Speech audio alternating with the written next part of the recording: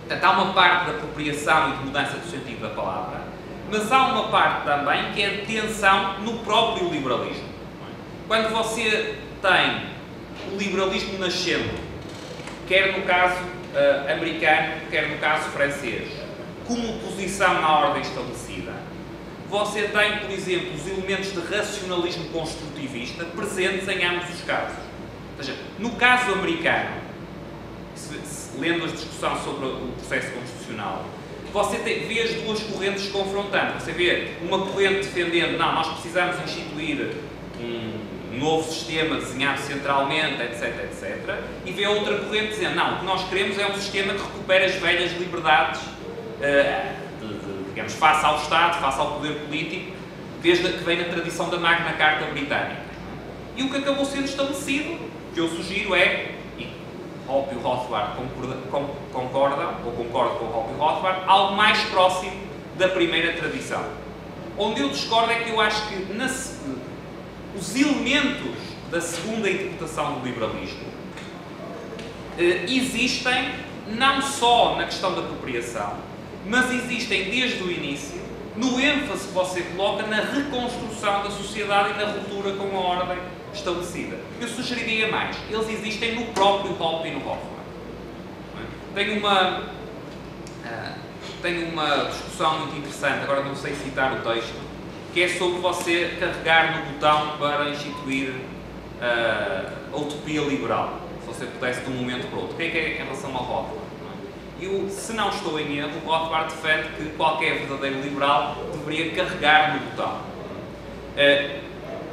Numa perspectiva não cientificista, isso seria um dos maiores exemplos de racionalismo construtivista que alguém podia dar. Que era achar que se fosse colocado à frente um mecanismo em que magicamente você carregava no botão, você não desconfiava o suficiente do mecanismo para carregar no botão.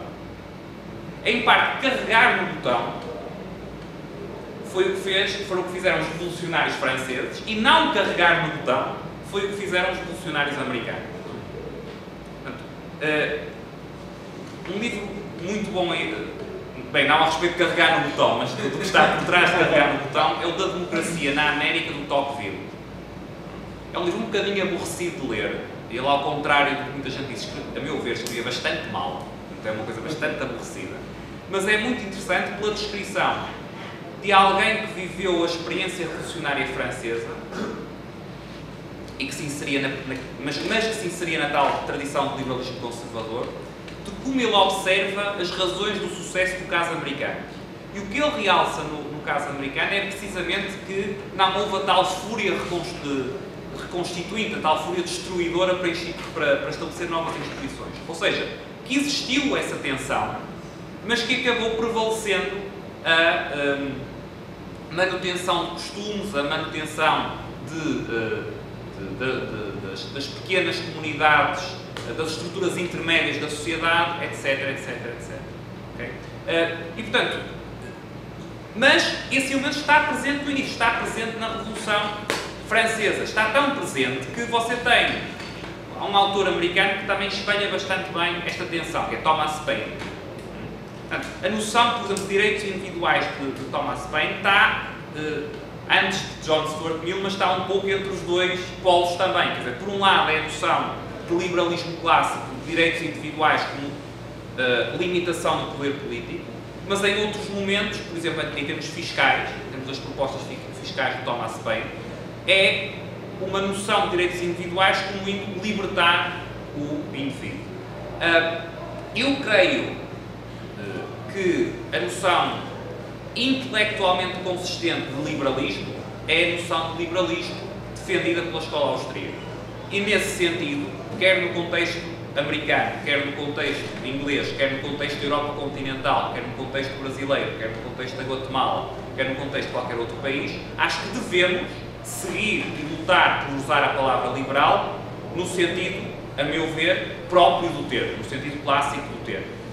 Agora, acho também que se encararmos seriamente a história das ideias políticas, da filosofia política, infelizmente a questão não é tão fácil como uma apropriação que se dá a alguns a meio do século XX. Ou seja, é uma apropriação que se dá a alguns a meio do século XX, mas que tem raízes em tensões anteriores. E em ideias que sempre foram vistas como liberais. Na Península Ibérica, em Portugal e em Espanha, você vê também esta tensão entre os dois tipos de liberalismo. Sem querer me alargar muito, mas uma discussão muito interessante que houve em Portugal na primeira metade do século XIX, depois do triunfo da Revolução Liberal, portanto, da queda do absolutismo, para a qual, aliás, a independência do Brasil contribuiu bastante. Mas uma discussão foi a atitude em relação à Igreja Católica. E aí você via dois campos de liberais. Um campo de liberais defendendo a Igreja Católica um obstáculo ao progresso, porque controla o ensino, porque tem poder moral sobre as populações, especialmente as mais pobres, porque controla as instituições de caridade, etc, etc. E, portanto, o que o liberalismo obriga é você nacionalizar os bens da Igreja, proibir ordens religiosas, controlar a Igreja.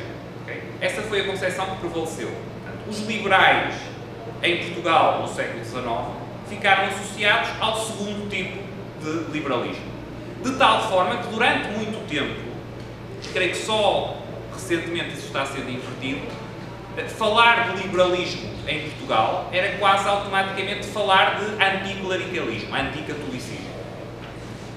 Havia uma outra posição liberal, defendida, que foi minoritária, que era uma posição de tolerância e de respeito pelas instituições tradicionais, que estaria mais próxima do que, na perspectiva da escola austríaca, seria considerado o liberalismo. Mas repare, isto se deu já na primeira metade do século XIX, não se deu no século XX. E na altura, um lado e outro se chamavam liberais, sendo que o lado que ficou mais conhecido como liberal foi até um liberalismo que eu chamaria socialista. Portanto, histórica, quer dizer, eu acho que é pena, quer dizer, tenho pena que tenha sido assim. Mas, de facto, historicamente, essas ideias ficaram associadas ao liberalismo naquele contexto.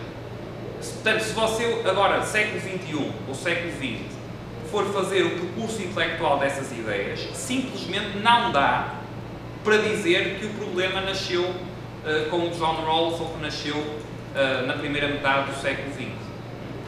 Não quer dizer, isto não quer dizer legitimar o uso que é feito. Aliás, eu mesmo quando falo nos Estados Unidos procuro usar não a expressão libertarian, mas a expressão liberal ou no máximo classical liberal, precisamente por isso, porque usar a expressão libertarian é dar a expressão liberal como perdida. Já agora, na knowledge chart que vi tem lá libertário, eu preferiria a expressão liberal, ou liberal clássico, precisamente por essa razão. Mas a minha pergunta seria exatamente, estaria correto dizer hoje o termo liberal se aplicaria a essa, vamos dizer, essa percepção liberal socialista, e o termo libertário se aplicaria... Acho que se você fizer isso, você está... Aí sim você está fazendo, está concedendo a apropriação. Não é? Você está dando por derrotada a sua própria posição. Portanto, eu desisto de brigar com a palavra liberal. Eu dou por aqui que liberal quer dizer intervencionista, social-democrata, o que seja. Okay? E, em especial em contextos em que isso não é o caso. E Portugal e o Brasil, pelo que eu percebo, ainda não é o caso. Não é?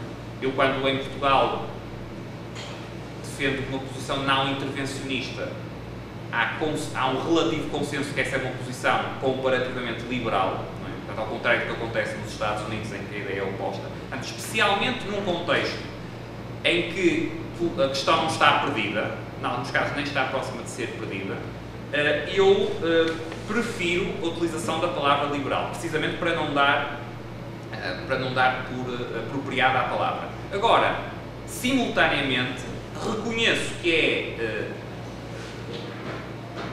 há complexidades que não resultam só do século XX, que têm raízes no século XIX e em diferentes interpretações do liberalismo que vão mais para trás, para o século XIX, e que levantam problemas e, em certa medida, legitimam que pessoas utilizem a palavra liberal com uma conotação diferente. Certo? Não é uma coisa totalmente inventada, não é uma coisa que não tenha raiz histórica. Agora, creio que os dois pontos são compatíveis, que é você usar a palavra, sendo liberal clássico, usar a palavra liberal, ainda mais em contextos em que a palavra liberal continua tendo, na opinião pública, essa conotação. Claro, nos Estados Unidos é mais complicado, por exemplo.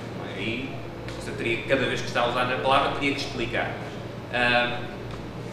Mas simultaneamente reconhecer que estas dificuldades são reais e têm raízes históricas, quer em termos das ideias políticas, quer em termos dos acontecimentos políticos.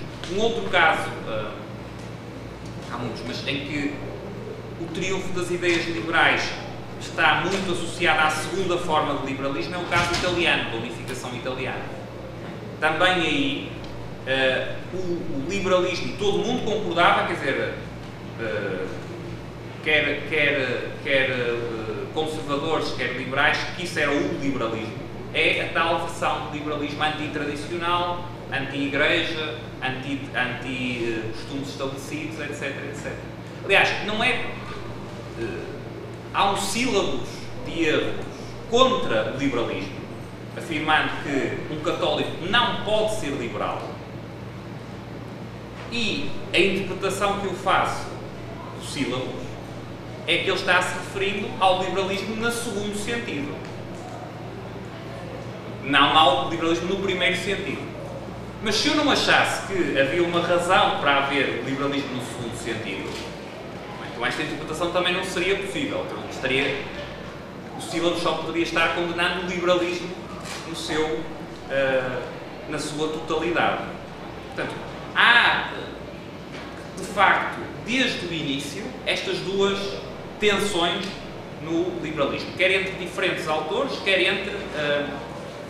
às vezes, em alguns casos, dentro do mesmo autor.